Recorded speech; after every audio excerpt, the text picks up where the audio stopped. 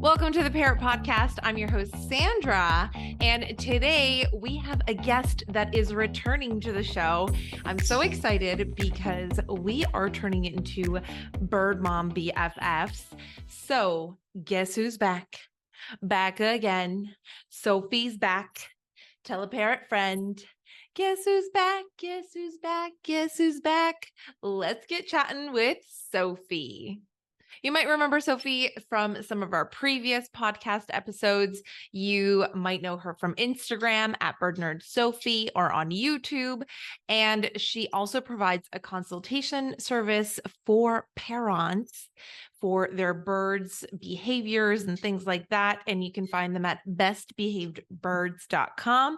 Welcome, Sophie. I'm so excited to have you back on the show. And I'm sure everyone is excited as well.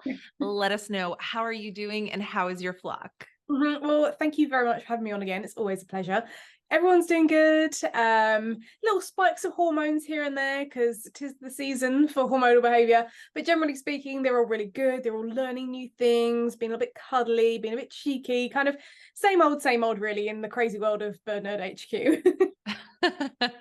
You mentioned hormones, and I actually feel like with Mia, she's always hormonal either during the spring. In the summer, I don't really experience that. Do you find that the birds get a lot more hormonal in the summer versus the spring, or it's kind of both or different for different birds? It really depends sometimes on your own climate, light cycles, the individual birds, sometimes even within the same species. Some birds are super hormonal in like the start of spring, and then when autumn comes, some are hormonal all throughout spring and summer. Some are hormonal all year round because of husbandry factors. It really depends, but ours kind of peak and trough, and it very much is like if there's been any kind of disruption in our routine, or if there's a particularly sunny period of time, then we see like a little now. spike then. Yeah, exactly. But yeah, we obviously, as you guys know, like we're really strict with hormone management, and you can't like eradicate hormones, but you can definitely reduce them enough so that it's more manageable.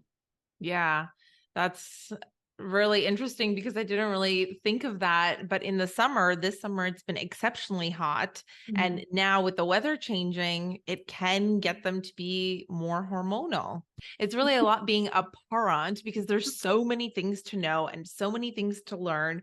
And I feel like we're constantly learning. And I saw you posted on Instagram yesterday. I actually reposted it in my story about how we're constantly learning. And sometimes if we're not doing the right thing, we learn how to do it right. And it's up to us to change it so that we can do better by our birds. So yeah, definitely. I love that. You know, sometimes there are people, unfortunately, who put their egos first, and it's very much like, well, I've always done it this way, so this is the way we're going to do it. You know, you don't just see it in the parrot world, you see it in like the zookeeping world or any industry, really. You know, there are some people who are so stubborn and set in their ways, but ultimately we're always learning in any industry, let alone, you know, with pet birds. And, you know, there are things that I don't do now that I used to do, and that's okay. And it's okay to keep changing and keep saying, hey guys, I've changed this is why I think this is better, we're trying it out and we're seeing how it goes. And sometimes you might even try things and think, oh, actually maybe the old way was better. So it's really, you know, an experiment that never ends. But the key thing is to always have your animal's welfare as number one,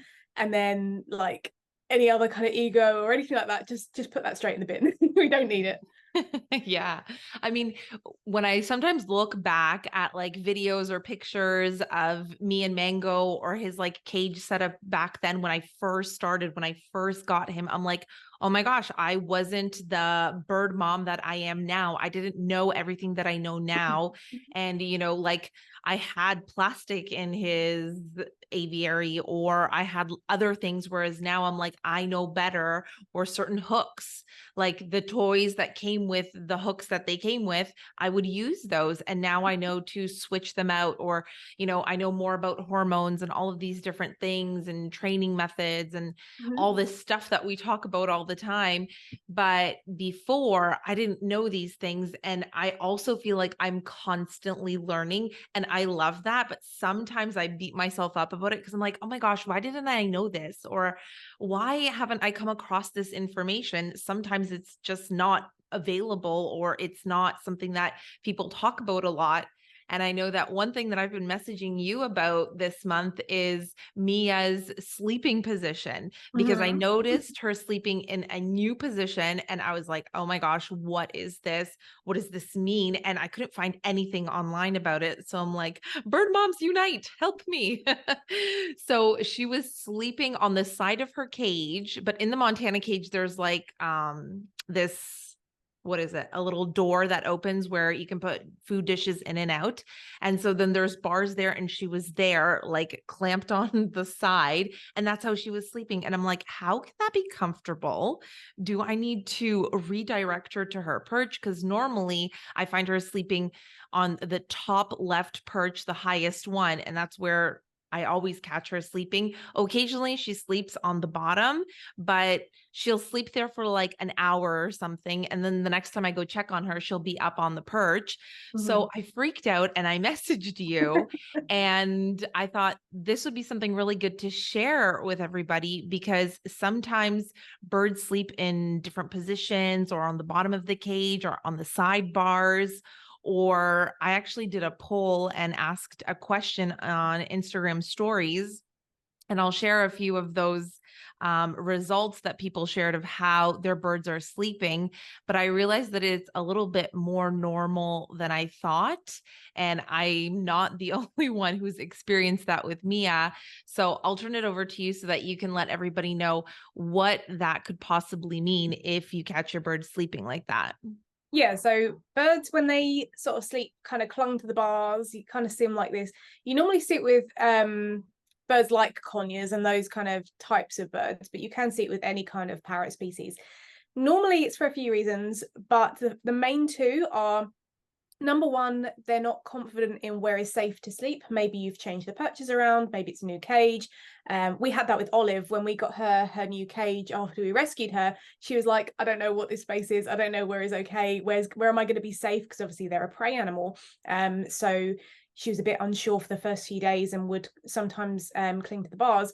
But the other thing is stress as well. And that's something to bear in mind, that you can have a really well-rounded, desensitized, confident bird, but sometimes if something changes in the environment, something changes in the cage, maybe they're exposed to something they're not used to, maybe they don't have a nightlight and they would benefit from one. There's a lot of different things in the environment, or something that maybe happened during the day even, that can make a bird cling to the bars, because it's not a natural way for birds to sleep. I'm very fortunate that I've been to the wild, to Costa Rica. I've seen parrots sleeping in the wild on night tours, and they will sleep. I know it's a very Oh, and all kinds of birds, toucans, the lot, loads of songbirds and passerines and things, and they literally sleep on a branch, 1 foot tucked up, head tucked round. That's how the majority of parrots will sleep. There's one or two kind of species exceptions, but they literally sleep on a branch.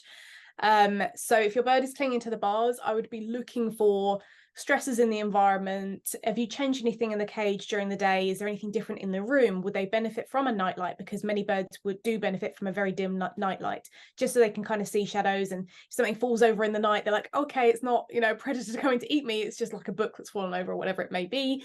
Is it a new cage? And if they are clinging to the bars, which is something that I mentioned to you, you can kind of target, your bird up to a perch and be like, hey, this is a great place to be. Here's a couple of sacks. This is somewhere safe. This is a perch that you can be on. And more often than not, they'll stay there. But if there is a stressful experience or it's a new cage, sometimes they will go back and cling to the bars for a few days, and just keep an eye on them. Obviously, they're going to be a bit more tired doing that, because it's not the most comfortable and relaxing place to sleep. But it's unusual for a bird to do that more long term, I would say. yeah. So the first time that I caught her doing that, when we were chatting, I figured after you had told me that it could be a change or something where she's unsure, I was like, that's it. Because I had just cleaned and rearranged her cage and swapped out her toys and did all that stuff. And then a few hours later, she was going to sleep. And so she was probably like, what is going on here? Everything is different than it was the night before. Mm-hmm. And sure enough, after a night, she was back to sleeping on her perch in her normal ways that she usually does. Mm-hmm. And then a few weeks later, which was last week, she was doing it again. And I was like, I can't figure it out this time, because nothing had changed that day or that night that it had happened. But she slept there for a few nights, and every time I went to go check on her, she was there, or she was somewhere on the bottom. And then by the time I was going to sleep, she was back up on her perch. So yeah, it's just so interesting that they're telling us so many things with, the way they sleep, with how they're pooping, with how vocal they are, and their body language. And I think it's really important to realize these things as bird moms and bird dads, so that we don't freak out right away and realize there's something bigger to this picture here. And what is it that my bird is trying to tell me, or how can I help them and understand why they're doing this? Yeah, for sure. And, if you are doing cage clean outs, or you want to do a little revamp, change things around, we often say it's better to do it in like the first part of the day. So sort of morning up till maybe lunchtime, because then they've got the whole rest of the day to see what's going on. They can explore it. Yeah. Get used to kind of different shadows and stuff like that. And then, if you are in a position where you do need to change things around, just do it the next day. You don't have to do it that day, because we've noticed with our birds as well, we've got cockatiels who are prone to freaking out in the night with night frights. If we change anything in their environment later on in the day, it's pretty much guaranteed that they're going to be a bit kind of unsettled during the night, and then they're more at risk of a night fright. So we would say, if you want to change things up, or you're doing clean out, see if you can do it earlier on in the day. Obviously, we know that people have different schedules and things like that, but it does help them to kind of get used to the change, instead of kind of then going into darkness and be like, oh, what is this thing over here? Even if it's something they've seen before, if it's in a different position, they're a bit like, is it going to eat me in the night? I don't know. Exactly. And I didn't really think of that, and that was my mistake, but now I know for next time. And that's where we go round circle to the whole learning and doing better by our birds as we learn these things. And I was like, oh, I need to get our cage done today. And I was so busy all day. And I was like, now I have an hour, so I'm just going to do it now, because tomorrow's going to be really busy too. And I just feel like I'm just so busy all of the time. It's like work and cleaning and walking the dog and training the bird and doing this and cooking and lunch and then laundry. And then I'm just like constantly edit YouTube videos, film this, do that, jump on Instagram, reply to comments. And it's like, I'm like, oh, I have an hour now, so this is when I'm going to do it. But yeah, for next time, I know I'm just going to move it to the next day and just shuffle things around in my schedule. But yeah, schedules can be really crazy and busy. And I know people also have different schedules. Some people work nights, and some people work during the day or early mornings. So yeah, very good advice. Do it earlier in the day and not later. But I did also see, when I did this poll, that the majority of people said that their birds sleep on the highest perch, and that's what usually Mia does. But the next most common thing was birds sleeping on the bottom of the cage in one of the corners. So I was wondering, could you go into a little bit about what that might mean, or is it just normal? Some birds like to stretch their feet or be on the bottom, or is that an indication of something? I know it could indicate that a bird is sick, but it doesn't always mean that they're sick. Yeah. So maybe I'll ruffle a few feathers by saying this, but it's not normal as such for a bird to be sleeping on the bottom of the cage. Obviously, as we already explained, like birds would be sleeping in a tree on a branch, nice and high up. We normally recommend having multiple kind of sleeping perch options, and we normally say have them in like the back left and right corners, so they can kind of choose where they want to go, but high up is best, not too high up. We always say, like, when you put a perch in, imagine your bird standing up really tall, like really stretching. That's like where the like roof should be. You want them to have room, not be squished. Up there and they're like, which I have seen before. So just really think about like your actual bird sitting on that perch and whether there's enough space. But high up is generally where they feel safe, but also think about the perches that you're offering. We normally say like a nice natural kind of straight or forked branch, something really simple, nothing fancy. That's where a lot of birds will like to sleep. If you've got platform perches up there, maybe birds might not want to sleep up there, but then conversely, Louis, my one-legged conure, he likes to lay down on that. So it really depends on an individual. Some individuals will like to sleep on like rope boings, but usually they do like to sleep higher up. There's other factors that come into play. As you said, some birds will go and sleep on the floor because they're sick, but generally speaking, they'll normally be on the floor for longer periods of time, not just when they're sleeping. Obviously, some birds love to play on the floor in the substrate. That's normal. However, it could be something like hormones. Maybe they're getting ready to nest. Maybe they're feeling a bit nesty. They want to go and lay down there in the corner, which we do see a lot as well with birds who sleep on the floor. Could be stress as well, kind of like we're clinging to the bars. They don't really know where they're supposed to sleep. So they may take a bit of adjusting to get there. Something else we've seen as well for people who cover their birds, it's not something that we do here. We don't really promote covering because it does encourage more undesirable behaviours. But say, for example, you've covered your birds and there's like a little gap at the bottom where there's no cover. They're like, I want to know what's still going on in the room. Maybe I want to look out because I'm a bit unsure, you know, that kind of thing. So they may even go down because they're like, that's where there's a little bit of light coming through. That's where I can see into my environment and know that I'm still safe. We've seen that a few times. Yeah, some birds will literally just go down there and be like, woohoo, you know, I'm not going to bed, which is funny. Peekaboo. It's funny, but also, you know, we do ask people to kind of question whether covering cages is always appropriate, or, you know, go for partial covering, or, you know, it's a whole other, you know, topic of conversation. Yeah. But generally speaking, I wouldn't expect to see many parrots wanting to sleep on the floor day in, day out. If I saw any of my birds doing that, I would be quite concerned. I'd be looking at their space and their health and things. But there are obviously going to be individuals, you know, all birds are individuals. There will be some who like to go down there, and that's okay. But generally speaking, we'd be wanting them to be more comfortable and sleeping in a more natural way on a branch or a perch. Yeah. Okay, so I want to read some of these replies that I got of how people's birds sleep in weird positions, and I want to get your take and what you think, because I'm not entirely familiar for all of the reasons why they're sleeping in these weird positions. So one person replied and said on its back, and another one said he also sleeps on the bottom of the cage with a cup over his head. It's the cutest thing. I mean, that is quite adorable, I'm not gonna lie. There are some individuals who are a little bit kooky, a little bit wacky. You can sometimes see conures sleep on their backs. I've seen it on a few different social medias and stuff. I've seen it with Mango when he was a baby, but only when he was a baby, and he gave me a fright. Yeah. But then it stopped. He would always just perch up on the Yeah. highest perch after he wasn't a baby anymore. Yeah. It is more of a baby behavior. I would say it's unusual, but maybe see for this person or other people who have similar things, see if you can make sleep areas in the cage more accessible. And also I have a video on like sleep routines, how to set your bird up for success with getting them ready for bed, because I think sometimes that's something that people forget, like having a really consistent sleep routine so they know that it's time to go and have a little snooze and things, and you can direct them up to somewhere you want them to be.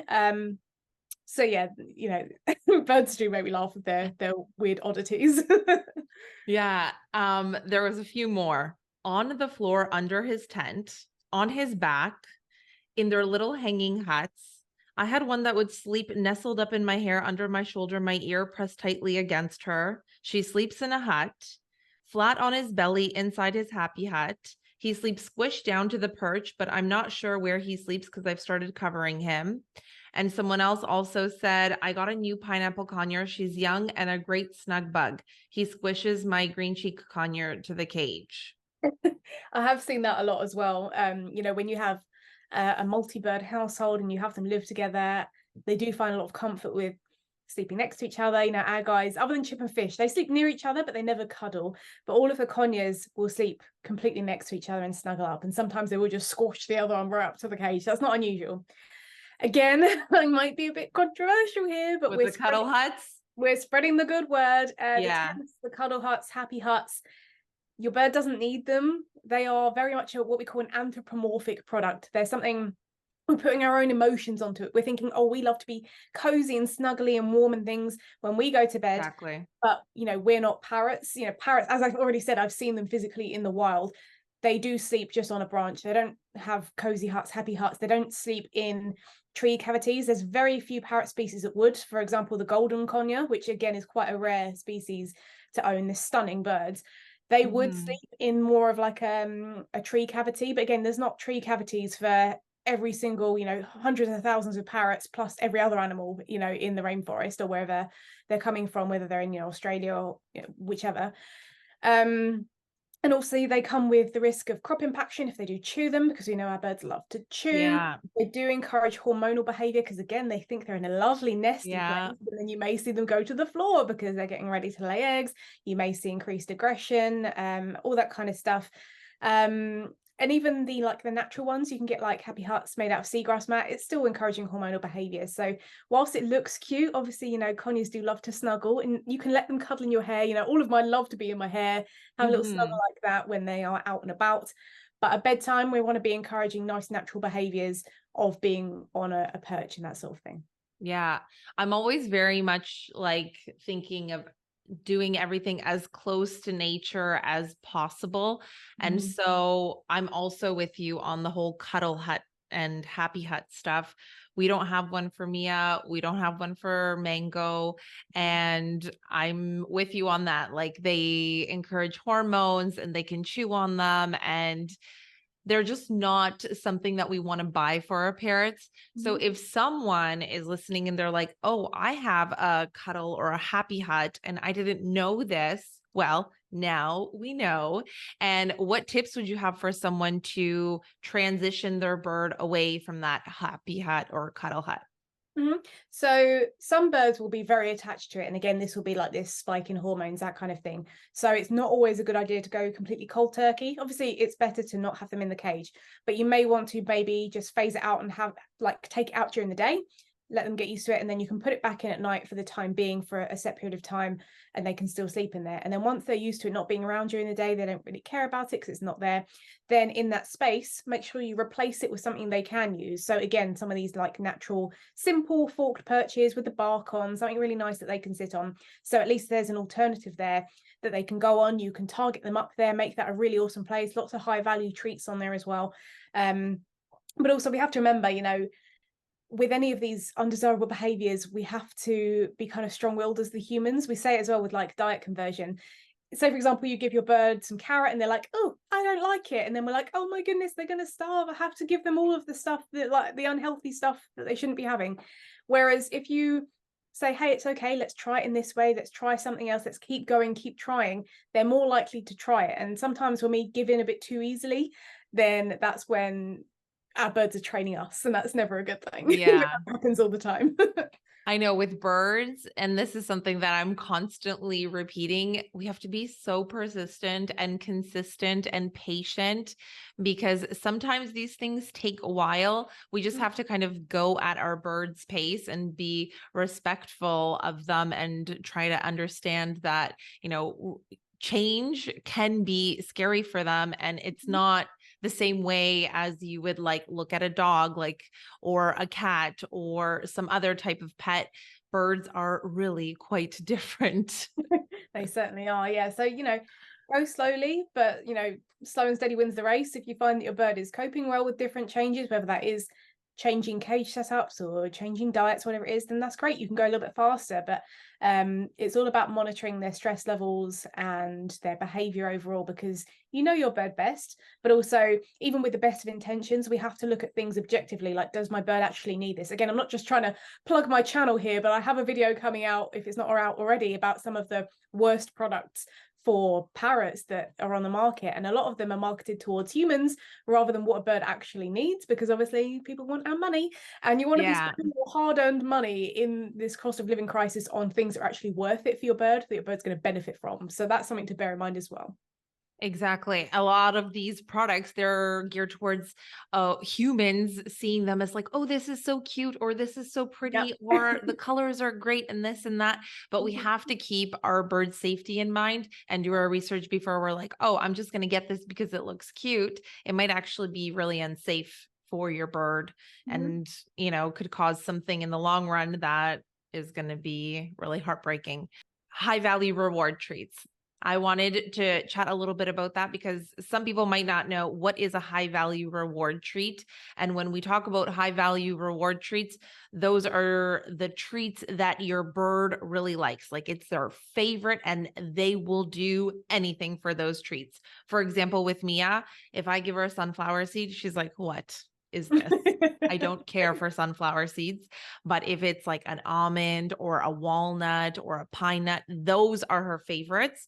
So when I wanted to target her to the perch up top from the bottom of the cage, I used a piece of a walnut, or I could use a piece of an almond, because I know that that is a high value reward treat for her and something that she is like, okay, I will do what I need to do to get that treat. Yeah. So what are some of your birds' high value reward treats? For the cockatiels, it's millet. For most cockatiels, it's millet, but they also really love hemp seeds. They're a big favorite. Ones in the shell, so they can actually crack open the shell and get the hemp out inside. They're a big hit. To be honest, all of the birds love hemp seeds. It's really useful because then we can have a nice big bowl, and we can just kind of portion that out for the birds. Most of the conures like sunflower seeds. They like it in the shell or out the shell, but the benefit of getting it out the shell is you can actually break them apart with your fingernail and break them into smaller portions. So if you're finding, you're worried about how many sunflower seeds you're giving a bird, if you get them out of the shell, then you can break them up into smaller bits, and then you can get kind of more for your money, if you like, out of the amount of repetitions you offer. Who else? Scampi and Kipling are obsessed with walnuts. They would eat walnuts all day long. Charlie loves walnut monsters. Charlie loves pine nuts, and he's the only bird in the flock who likes pine nuts. He also likes almonds, kind of the only Scampi likes almonds as well, but then the nuts aren't as popular. What's Olive's favorite? Olive's favorites, she loves her sunflower seeds and her hemp seeds, but to be honest, she's such a sweet beak. I could probably train her with fruit. I could probably train her, or all the flock actually, with frozen peas. For some reason, frozen peas, thawed out obviously, they are the most tastiest treat for every single bird in our flock. They go wild anytime they're in their chop. So I reckon we could probably even train with those. And it's funny, like, working out what your bird's favorite treat is. And if you want to know how to do it, my partner David, the parrot teacher, he has a video called Birdie Treat Taste Test. I think it's a bit of a mouthful, but essentially what we call a treat hierarchy test, where when your bird's hungry, just lay out a selection of different treats in front of them and see what they go for, like first, second, and third. You can try it a few times. We always recommend trying it seasonally because birds' taste changes can change seasonally. And then when you know exactly, that's something new I learned. Yeah. When you know exactly what your bird's favorite things are, you make sure you don't put them in the diet, because, say for example, millet's favorite for cockatiels. If they were getting millet like all the time in the diet, they'd be like, well, why should I work for it? I get it for free, Exactly. So it's like not with that pizza, if you had the pizza for dinner and then someone's like, hey, come help me move and I'm gonna get pizza, you're gonna be like, I just had pizza, I don't want to do that. I might, but I do like pizza, but no, it's the same principle. They want to work for this food because it's not in their main diet, and it's not that they can't have it, it's about using it to your and their advantage so that you can actually train them. And every bird's gonna be different. Although the thing I would say is just don't give them like human processed food for their treats. No pizza for birds, no biscuits, no crackers, no crisps, anything like that. That's no good for them. There's loads of healthy treats that you can use. It's all about just finding that right one that's really good for them. Yeah. And when it comes to like nuts and seeds and all of these healthy treats and even like fruits, you want to get raw, natural, not salted, not roasted, nothing, just as they come from nature, because we don't want to be feeding them salt and all this kind of stuff. It's no good for them. And a lot of parrot stores or parrot shops will also have like millet specifically for birds, so you can feel safe getting that for your bird. And sometimes they also have the seeds or the nuts that you're looking for. So yeah, just make sure that they're raw and natural. Yeah, and if you're feeding any dried fruit, be careful with dried fruit, because it is like a little just little pocket sugar ball. Yeah, exactly. You could go for freeze dried instead, which is more nutritious. But if you are offering dried fruit, make sure it is just the fruit that's in there, because some that are made for humans either have added sugar or they have added preservatives. Again, neither of which we need to be given to the birds. So just always have a look at the ingredients list of anything you feed your bird and think, do I actually want this to go into my bird's body? And just be looking for that. Yeah.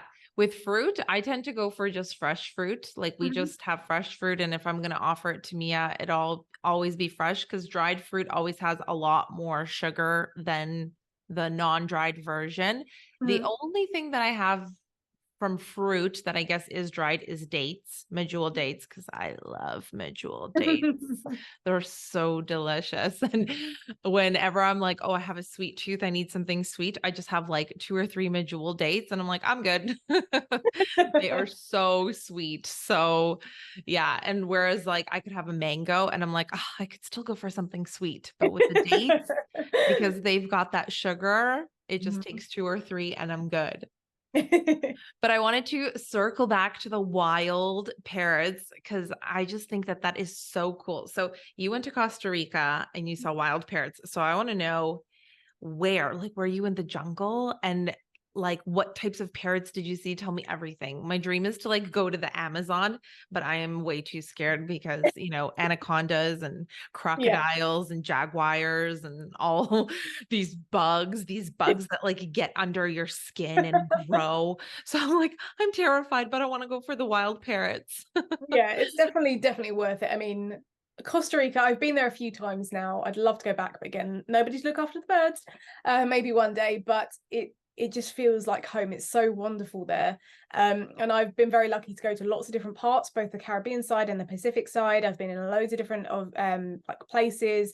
Monteverde, Manuel Antonio, Tortuguero, Arenal. For anyone who's been there, probably knows these places. Sarapiqui. There's just lots of amazing places in Costa Rica. And we kind of, whenever I was there, just spending the time just looking for wildlife tours, night tours, boat tours, canoe tours. Always looking for them. Whoa. So, yeah, so I've seen Amazon parrots like sleeping. I've seen various different types of toucans, obviously not a type of parrot, but amazing birds anyway. I've seen scarlet macaws, great green macaws, loads of smaller parrots who are a little bit further away that you couldn't quite identify, like green with a little kind of white bit there. And it's incredible. So I highly recommend anyone who is able to get over to South America. It's just amazing, or Central America, and always just check where you're booking, who you're booking through. Is this ethical, what they're offering? Because there are some tours that are not ethical. Like we saw some tours when we were out there where they were letting like some of the wildlife onto their little canoe and boat, and that's no good. You don't want to be touching any wildlife when you're out in the wild. You want to preserve it, photograph it, video it, leave no trace behind you. So it's always good to vet where you're going. But if you can see these animals in the wild again, you can see how they're living. And obviously we can't replicate the wild in our homes. It's not possible. But you can see how they feed. We saw macaws in these big fruit trees and they were like hanging upside down and socializing while they're eating. And it's such an incredible experience because when you're thinking about getting your bird to try new things, you can think, okay, I can hang stuff for my macaw because that's how they might eat in the wild, and they can hang upside down and try and eat it. Or having a look at some of the wild type foods. I saw a study recently of like what a group of green sheep conures had been documented eating in Argentina, and one of the foods was black mulberries. So I was like, okay, I'm going to go and source some black mulberries. And obviously they like it because it's sweet, but it's something that they have been documented eating in the wild. And I just thought it was really fun. So if you're in a privileged position where you can go out and see wildlife, then definitely do. Yeah, I love that. And I think that there's so much that we can learn from the parrots in the wild so that we can bring that home, just like you were saying with the berries, to our birds at home and bring them what they would be doing potentially in the wild. But let's talk a little bit also about travel when you have parrots. And I know that this month you were planning on a vacation and you're like, I'm going here. Maybe we'll go here. Maybe we'll go here. And now you're like, no vacation because we have birds. And Yeah. I feel like we experience that a lot too. I used to travel all of the time. Like I love traveling and I've been to so many different places all over the world on different continents.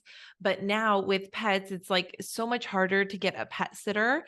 I mean, I have family and friends who are like, I'll take Lambo because Lambo's an angel. Yeah. But with Mia, it's a lot more difficult because people are hesitant or they don't know how to handle birds or they're worried or they don't want to let her out. What if she flies? What if she doesn't listen? And all of these different concerns that a pet sitter would have, which is totally normal. But when you get parrots and when you get more and more parrots, then I feel like it just gets exponentially more difficult to travel or travel regularly. So my husband and I, whenever we have the opportunity and we have a pet sitter or my parents are in town or whatever, then we're like, let's go somewhere. But a lot of the times whenever I'm on vacation or we're on a trip, I'm like, I miss Lambo and Mia. I miss them so much. I know. I we joke, oh, the birds, they're going to worry, they're going to have anxiety, but really it's me who's going to have the separation anxiety. Away, you know. I'm like crying on the plane on the way there. My husband's always like, who cries going on vacation? I'm like, I miss my babies. I know, right? It's really tough to find people that, you know, you trust to actually look after your birds. You That's the don't thing. necessarily have to have somebody with bird experience, but you want someone who's going to follow your instructions. That's a big thing. You want Exactly. someone to be like, I've got birds, I'm just going to let the birds out because I know what I'm doing. You don't want like arrogance from the person that's looking after your birds. You want them to be like, okay, here's my sheet, I'm going to follow this step by step, and if I don't know, I'm going to call you. That's the kind of person that I would want looking after the birds. I'd rather somebody checked in with me like 10 times a day to make sure things are good. Oh, than I need yeah. to 10 times a day check-ins. I need to know, are they sleeping? Are they pooping? Are they Yep. eating? Are they okay? Send me pictures, send me videos. I'm the crazy Half an hourly updates. And you know, there are bird sitters out there, they're just hard to find. You know, before I started YouTube and stuff like that, I had a period of time in my life where I was a pet sitter and a dog walker, and I was the only person qualified to look after birds in my whole county, which is a big space. So Wow. it's very hard to find those sorts of people, but they are out there. If you are looking for a pet sitter, I would recommend searching like bird sitter, parrot sitter, and then your town, and then see what comes up on the Google search results, because again, not everybody is visible on Google. That, you know, you can't just search, oh, you know, pet sitter wherever London, and then you're going to find someone who looks after parrots. You need to be quite specific in your searches. Mm-hmm. There are sometimes apps or search engines that you can look for and talk to people with their experience. For example, in the UK, there's one called Paw Shake, and you can put in like what you have and see, and you can read people's experiences. That's a big thing. And just talking to people. I mean, most pet sitters, if they are professionals, they will do like a free meet and greet with you. Against what I used to do, I would come to people's houses, be like, okay, meet your pets. What do you want from me? You know, what's the kind of routine like, that kind of thing. And if the person isn't willing to do that, that would be like a bit of a red flag for me. And if they're not willing to tell you all of their experience, references, anything like that, that's a concern. And that's not to say that you can't use friends and family. I would love to have that situation here, but it's not a situation that we have at the moment where we have friends and family who would be willing to come for like a holidays kind of stay. But the other thing I will say is, if you have a really great size cage for your bird, it's really nice and spacious, they've got loads of toys in there, they are not going to suffer if they stay in that cage for like a week or so because you're away on holiday, because the person that comes to look after your bird isn't confident having them out and about. You know, they can change their food and water, check they're okay, clean them, but if they're not confident handling or having your bird out flying, your bird is not going to suffer for like a week of being in the cage. So that's another thing to bear in mind, that you don't have to have somebody who is fully confident handling and stuff like that. They're going to be fine, you know, as long as they know how to play with their toys, they know how to forage, that kind of thing, they're going to be okay. And I think that's a big misconception, because of a lot of stuff that you read online with stuff that people put on social media. So people are like, oh, you're a terrible bird owner if your bird isn't out 24/7 every single day of the year, you're not home all the time with your bird. You know, that's not real life. So just, you know, take things with a pinch of salt. Don't believe everything you read on social media from armchair experts and things like that. Yeah, I totally agree with that. We've actually had that kind of situation when we went to Mallorca last year. So we went for 4 days, and my uncle was pet sitting for 2 days, and then my aunt was pet sitting for the next 2 days. And my uncle is really comfortable with Mia. He's handled her before. He lets her out. She listens to him, and he knows how to get her back in the cage and all this stuff. So he was totally fine with it. But my aunt, she's like, I will follow your instructions, but but I do not feel comfortable letting her out. And I was like, that's totally fine. And, Mia has a really big cage. I just made sure that I like gave her lots of things to do in there. And she had lots of fun toys and new things to explore and destroy and forage. So those 2 days, she wasn't let out of the cage, but she was totally fine. And when we got home, I just let her out and she was happy that we were home. Although Mhm. I've had before when we went away for 1 week, it's the longest that we've ever gone away from our pets. When we got back, I was like so excited and the pets were so excited. But shortly after, when Mia was out, she came and she bit me as if Mhm. she was saying like, I'm so mad that you were gone because I love you. Where have you been? How And I was dare you? yeah, she was like, "How dare you be gone?" But then after that, everything was okay. But yeah, it's really tough when you have pets to travel the way that you perhaps did before you had pets. And it's also something to consider if you're thinking about getting birds or getting pets, if you are a person who likes to travel frequently. Yeah, for sure. And something that's really important to remember as well for people who like to travel frequently, you are your bird's flock, especially if you have a single bird. So if that bird is really bonded to you and you keep coming and going, if they don't know that you're going on holiday, like they don't understand where you're going, they can't Yeah. text you and be like, hey, how's your holiday going? They Yeah. don't know. You're just gone. And they're like, where is my favorite person gone? Obviously it's a bit easier, and that's one of the many reasons why we are pro multi-bird household, because you aren't the only other part of the flock. There is kind of more diluted because there are other birds, or even just another bird in itself that they can interact with and they're familiar with and comfortable with. Even if they're not in the same cage, they'll still get that companionship. So that is definitely something to consider. If you like to travel a lot and you want a single bird, it's possible that that single bird may be coming under regular stress because you keep coming and going because you want to live your life, but equally they don't understand that you're coming back sometimes, and that can Mhm. be quite stressful. Yeah. And I mean, even like if you're traveling and you set up a pet camera, you can check in on your bird, but your bird doesn't know that you're checking in on them and they can't check in on you.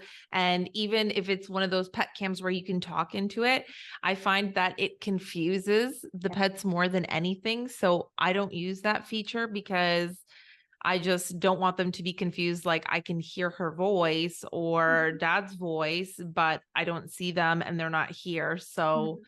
yeah, our birds aren't or our dogs aren't going to necessarily understand that. Mhm. So, yeah, it's always nice to have like a pet sitter that stays in your Yeah. home because then they have that companionship or someone that's around. And that's my favorite. That's why whenever my mom's here, I'm like, Mom, I really want to spend a lot of time with you, but I also want to take a little quick vacation. If you can just stay with the pets. Mhm. Like passing ships, like you stay here and I'm going now. Yeah. But I, again, if there's ever a pet sitter, we would always say, and you're going away overnight, that kind of thing, always have somebody stay there. Not only just for us, because we have cockatiels. And again, if they have a night fright in the middle of the night and nobody's here, they're really going to injure themselves because no one's going to be able to turn on the light and calm them down. Uh, Mhm. but also you want someone to be here because, birds need companionship. And again, if you have a single bird, you want them to be having that companionship or exercise or training through the bars. Again, if that person isn't confident, they can do target training through the bars with them, um, just so they have somebody around. They have enrichment, they have, they can hear you doing your stuff, they can get company from you being around. And there is a risk for kind of any bird really overnight. You never know what might spook them if there's like a thunderstorm and they're not used to it, fireworks, that kind of thing. So we wouldn't just recommend having somebody pop in, like feed and water them once a day and then go. I really don't like that aspect. And again, the other thing as well is if, God forbid, an injury was to occur, I don't know, after that person has done that one daily check-in, that bird then Mhm. has to wait all the way until the next check-in to be, made okay, or, whatever the Yeah. status is. Or checked Um, on or helped exactly. or whatever. By Mhm. then, it might even be too late. Yeah, and I don't want to freak anybody out, but honestly, if you are going away and it's overnight, always have somebody stay overnight because it will give you peace of mind as well that everything's okay. If you're just going out for like a day trip or something, like we sometimes do very occasionally, and they might Mhm. pop in a couple of times and he'll do some target training with the birds, but he's not here all the time, and that's okay. But overnight, definitely somebody should be staying over. I actually got a DM I think it was last week. I can't remember which days. All the days are just starting to blend. Is it almost September? Like, I don't even know. But someone was asking me about Emma Conures, and I was like, you know what? I don't really know too much about Emma Conures, and they are really beautiful, and that's all that I know. I mean, I'm not an expert either. I don't know everything, and I'm quite happy to admit that. They're also known as the Venezuelan parakeets. They're stunning birds, really stunning, but they're quite uncommon as pets. Mm-hmm. I know in the wild they'll eat things like fruits, flowers, and nectar, that kind of thing. Do they eat more fruits than like green cheeks or sun conures? They can do, but again, captive diets are quite different. But it's always good to be aware of what your bird would typically eat in the wild and see how you can tweak that. But the fact they eat nectar is obviously a little bit unusual, although most conures will eat some nectar, but there isn't a lot of information out there. I don't know personally of any, like, horrible word, influencers who have any. They're beautiful. Same. I But haven't seen anybody with one. So that's why no, I thought, you know no, what? They listen to the podcast. They're a fan of the podcast. I'm like, let's talk about Emma Conyers on the yeah. podcast. But I also think that when we talk about conures and we talk about their behaviors and their diet and care, and, you know, they need this kind of cage and toys and all of this kind of stuff and natural wood perches, it applies to all conures. Would you say that that's right? Yeah, for sure. Obviously there's size variations. You know, Patagonian conures are huge compared to little green cheeks and that kind of thing. But Mm-hmm. generally speaking, most of the things that are appropriate for green cheeks will be species appropriate for most, if not all, of the conures. As I mentioned before, you know, golden conures in the wild, they would sleep in more of like a tree cavity setting. So that's where there are occasional exceptions. The Patagonian conures are known for burrowing, that sort of thing. So that's a behavior that you can offer them in like foraging trays and other kind of enrichments like that. So there will be individual variations within certain species, but that's why it's always good to do as much research as possible. And it's not just research necessarily on YouTube or Instagram. There are actual like scientific papers on certain things. That's how I found out like the green cheeks diet in the wild and what's been observed, because, you know, you can look in all different sources. You can even look in like really old sources and books and think, okay, let's have a look at how they used to do it. Well, what can I take away from this? Do I take away that this is not how to do it? Or is there maybe a few bits of inspiration that I can take from it? So it's about researching from as many sources as possible and trying to use a bit of common sense as well, and whether these things are appropriate for your bird. Yeah. Actually, that reminds me, I don't know why this just reminded me of that. I've seen on Instagram a few times you've been offering lemons to your bird. Would Yeah. they eat lemons in the wild? And I also was curious to know if your birds liked the lemons. Can they taste if something is sour? I know they can't taste spicy, but do Yeah. they taste sour? And I wanted to get your take on it before I offered Mia a lemon. And can they also have limes? Yeah, yeah, absolutely. They're both safe. There's definitely this huge misconception online about any kind of citrus fruits being terrible for birds. That's not the case. And in fact, one of the facts I like to throw out as my ammunition is peaches are actually more acidic than oranges. And people don't know that. And people are like, oh, you mustn't feed oranges. It's terrible. They're so acidic. They're going to get horrible stomach problems. Peaches are more acidic, and no one's crying about peaches. So let's all calm down on Gosh. the citrus. But yeah, lemons are perfectly safe to offer. I don't think that they can taste sour. They can taste bitter, that's for sure, because that's one of the things they need to be able to taste when, in order to identify if the food is like toxic or anything in the wild. But I think they just get more of the sweetness out of it because our guys like it. If they didn't want to consume it, I would be like, okay, maybe they're tasting some more of that, or maybe they like sour. I don't know. Some people like sour taste, don't they? Yeah, we don't like put like a slice of lemon in, but because David likes lemon water, when he's kind of squeezed out most of the juice, we'll offer them like the half lemon and they can lick it. Or we'll, like today, I literally gave them a squeeze of lemon in some water in a little ramekin. The conures love that. It doesn't have to be loads, because obviously you don't want to give them like just straight lemon juice. That would be quite sour, but just Yeah.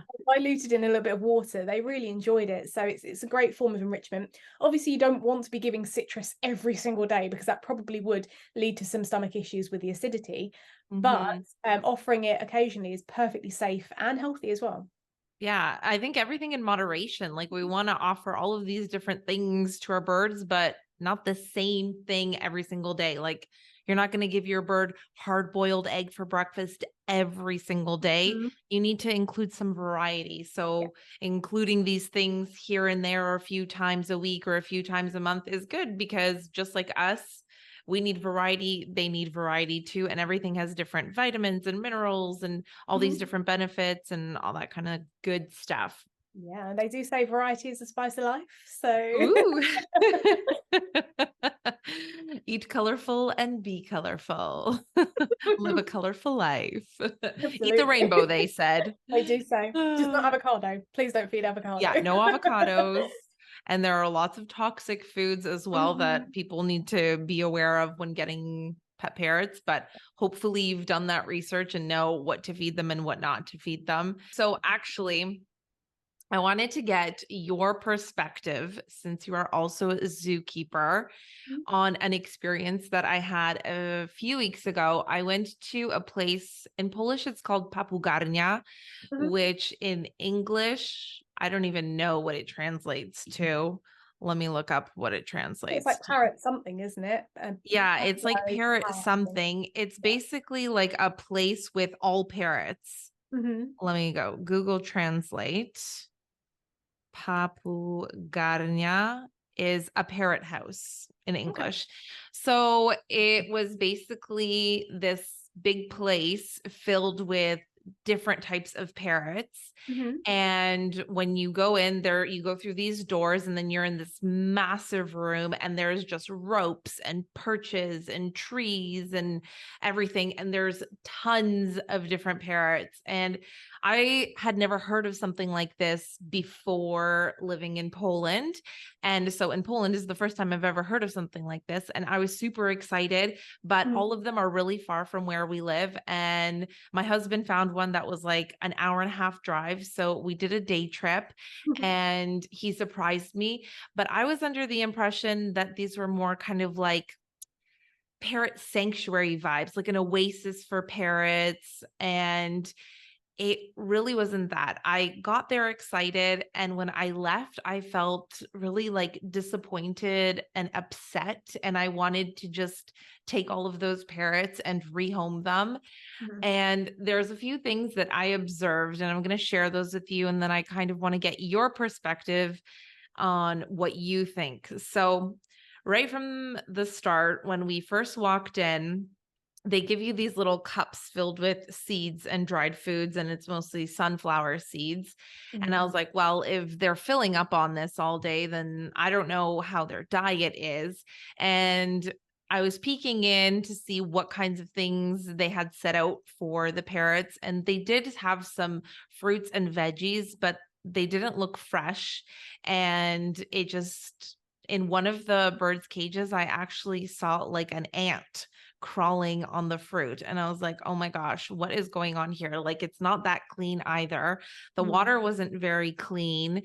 And they also didn't educate anybody going in there. You just go in and you get this little cup and that's it. They didn't tell people how to approach a parrot, what to do, what not to do, how to respect their boundaries, how to get them to step up, not to force them to get onto your hand, and all these different things. And I saw someone like forcing a macaw to get on their hand. And I'm like, if that macaw gets angry, it's going to do some damage. Mhm. And you don't want that. Like, they have really big, strong beaks. And there was kids crying because a parrot didn't want to get up on their hand or it had nipped them. And I'm like, no one is educating these people on how to approach parrots and how to be respectful of them. And I actually talked to some of the people that were working there, and I was like, they were probably like, who's this crazy girl? And I'm like, what kind of diet are they on? Like, do you feed them any vegetables? They're eating seeds all day. And you know what they told me? That they don't want the parrots to be pooping as much. So they give them fresh food, veggies, and fruit in the evening before bed. I'm like, oh, after they filled up on seeds and dried fruit all day, they're not going to then eat that. And I also asked about the water. I'm like, how often do you change the water? Because there are so many birds here and everything is filthy. And they were telling me that, oh, the water is that color because we add some vitamins and stuff into the water. And I'm like, you shouldn't need to add anything to the water to make water more nutritious for the parrots. So, yeah, I just didn't feel very good with the whole setup and how these Papugarnias run. And, I don't really know what to do about it or like how to make a change. But the other thing that really, really, really, really bothered me was I saw one of the workers who I later found out was the man that was kind of in charge of all the parrots and trained the parrots to be socialized and all these different things. He had a macaw on his arm and he was stroking it from top to bottom, under the wings, across the back, the entire tail. And I thought maybe he just doesn't know. And I approached him and I said, excuse me, but you are stimulating hormones in this parrot. And it's not a way that we should be holding and touching a parrot. I'm not sure if you know this. I was trying to be really polite about it. And he said, oh, no, I know, but she likes it. I'm like, well, of course she likes it because you're making her horny. Yeah. But you can't do anything about that. So then that bird is going to be frustrated. So there was just a lot of things that I saw that as, a bird mom and someone who loves parrots and wants to do good by parrots and help as many people with their parrots as possible, I just walked out of there feeling like, oh my gosh, we need to educate people on these types of places and what we should do, what we shouldn't do, and what we can do to make things better for the birds, but not support places like this to keep running. Yeah, for sure. And not all animal establishments are created equal. Not all zoos are created equal. Sanctuaries. Let's talk about sanctuaries for a second, because they mentioned like you thought it might be like a sanctuary thing. There is no legislation, no qualification requirements, nothing to have a sanctuary. And a lot of like animal rightsy type people say, oh, let's close the zoos down and move them to a sanctuary. More often than not, that's worse. There's no funding. There's people who maybe have really great interests, but they don't know what they're doing. They're often shady. Like sanctuary sounds like a great idea, but there's more shiftiness in there. Typically with an actual zoo, they have to have a zoo license. They have really strict, like it's getting so strict in the UK with all the different things and steps that you have to do to keep cleanliness on top, to keep animal welfare on top, staff training, all that kind of stuff. I don't know whether the place you went to has a zoo license. Because I know it depends on different places in the world what the requirements are. In the UK, it's if you keep exotic animals and you're open for 7 days within a 12-month period. So if somebody was open for like 6 days in a 12-month period, then they wouldn't need a zoo license, which is silly. But anyway, that's a whole other thing. But the animal welfare legislation, even in the UK, and we have some of the strictest animal welfare legislation, isn't good enough. So as long as they've got some sort of water source, some sort of food source, that's enough. Exactly. And that was what drives me nuts. Because then I reached out to a few people here and I was like, do you know any places or organizations that I can reach out to or connect with and see if there is something that we can do? Oh, I forgot to tell you, there was also an African gray who was in this small cage, and on the side, there was like something missing. So they like makeshifted wires and it was just like not safe so that the bird couldn't get through there. But there was just like 2 perches in there, a dirty food bowl and some water, no toys, nothing. And I asked, why isn't that bird out here? Or why is it in this cage? Is it ever let out? I was asking so many questions. They probably thought like, what is this girl? Where is she from? And why is she asking all these questions? But they said that that African gray had to be rehomed and the owner couldn't find a home for it. So they took it in because the owner had developed allergies, because African grays are powder birds and the owner had it for 18 years.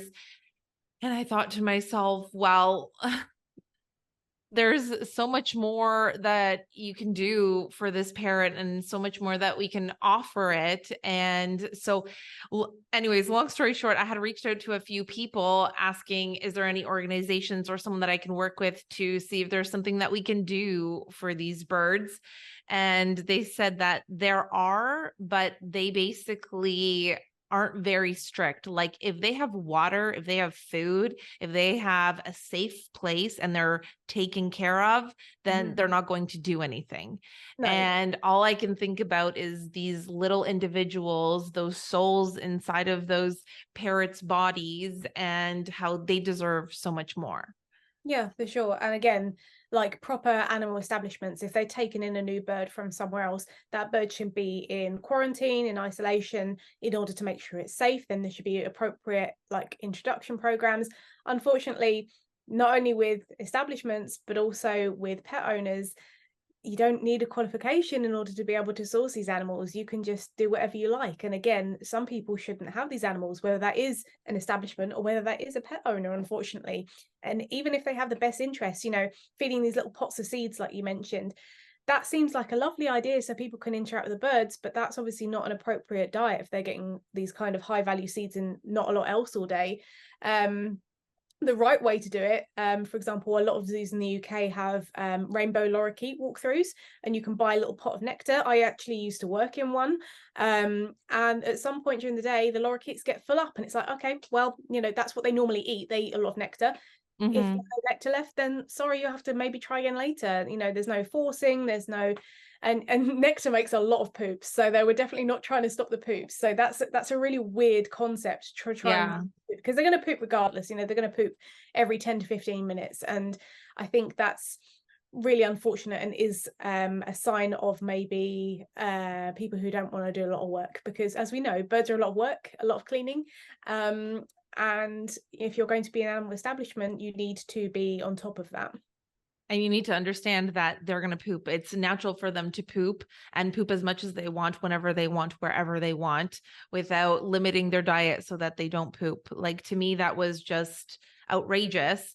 And another thing that I noticed was the feathers on some of these birds. They weren't shiny. They just looked awful. Like, I don't even know the words. The feathers were not in good condition. And I'm like, this tells me a lot about the bird's diet and their care. And I actually asked them about the feathers. Why are their feathers looking like this? I obviously didn't tell them like, oh, I know a bit about birds. Yeah.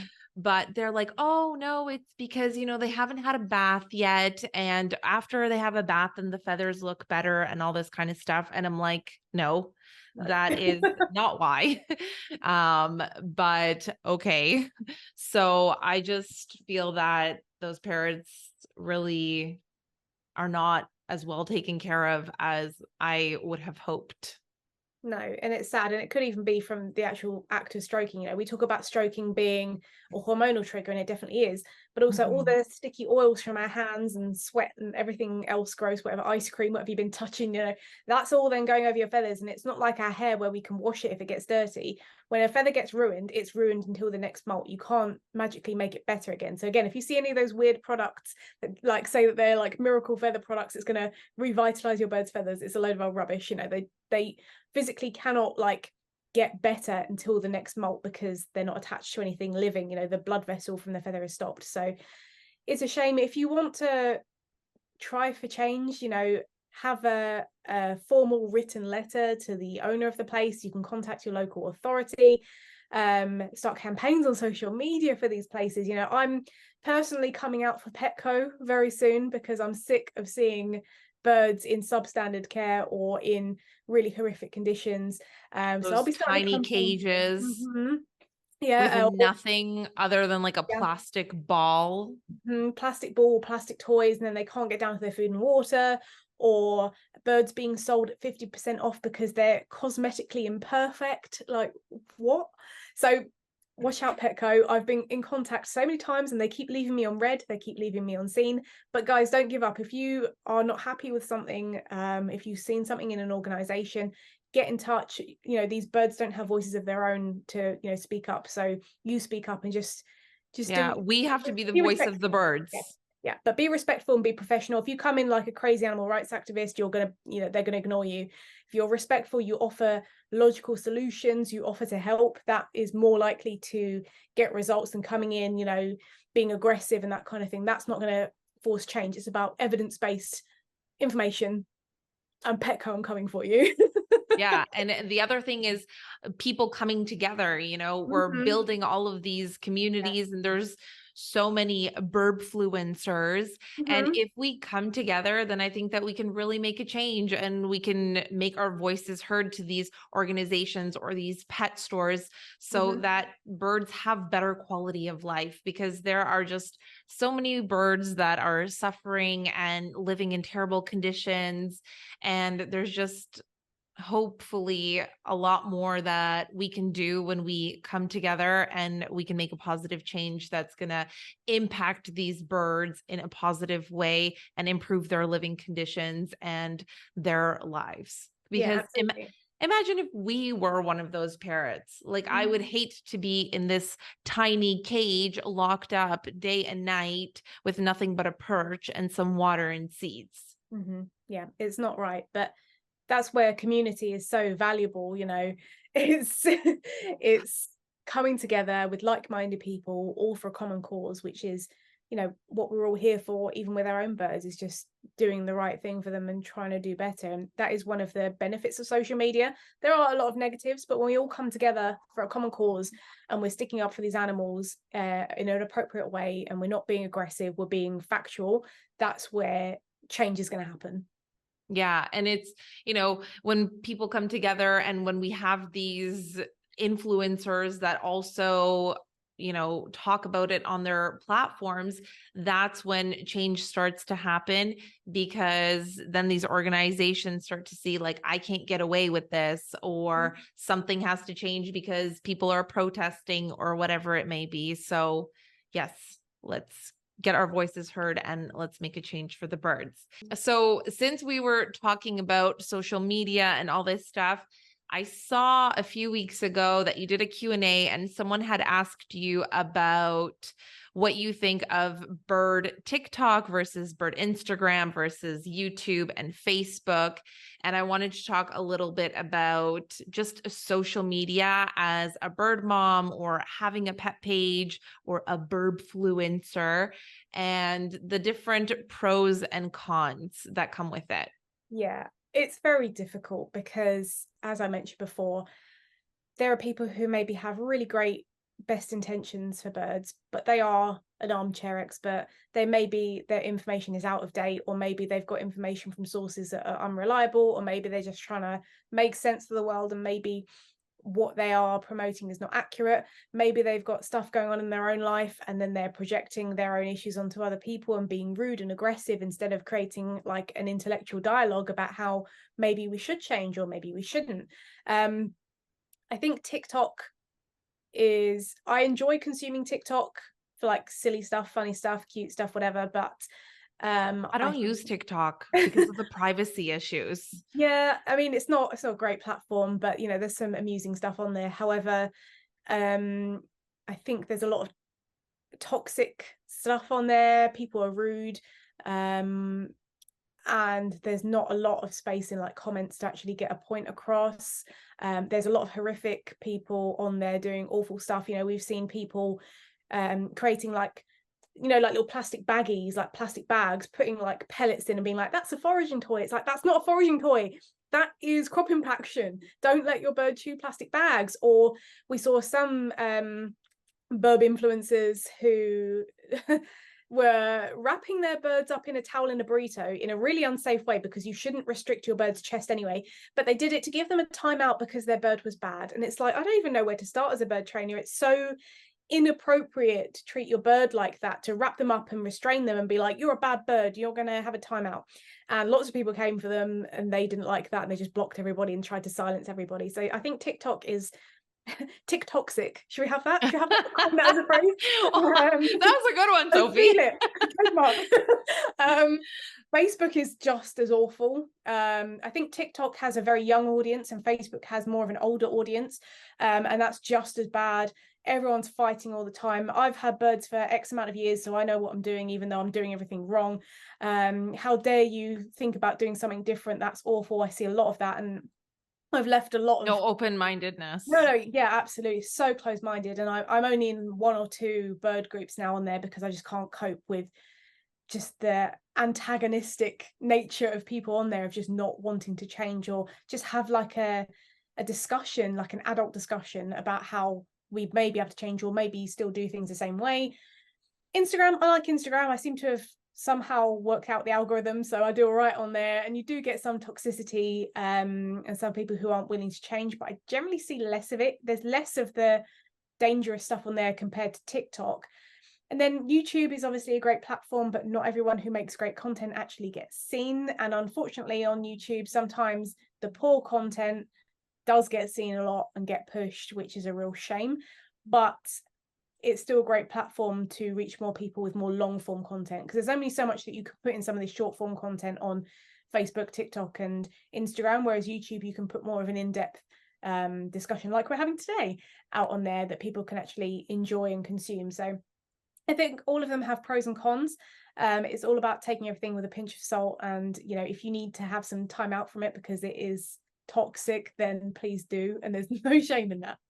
I am on Instagram and YouTube, and I find that those two platforms are really great.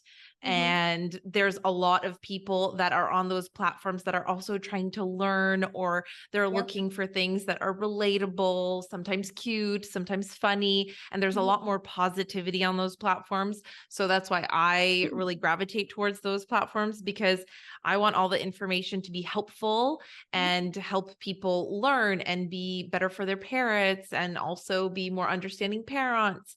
Because as we've talked about so many times, it's so much information. When you first get a bird, you're not going to know everything.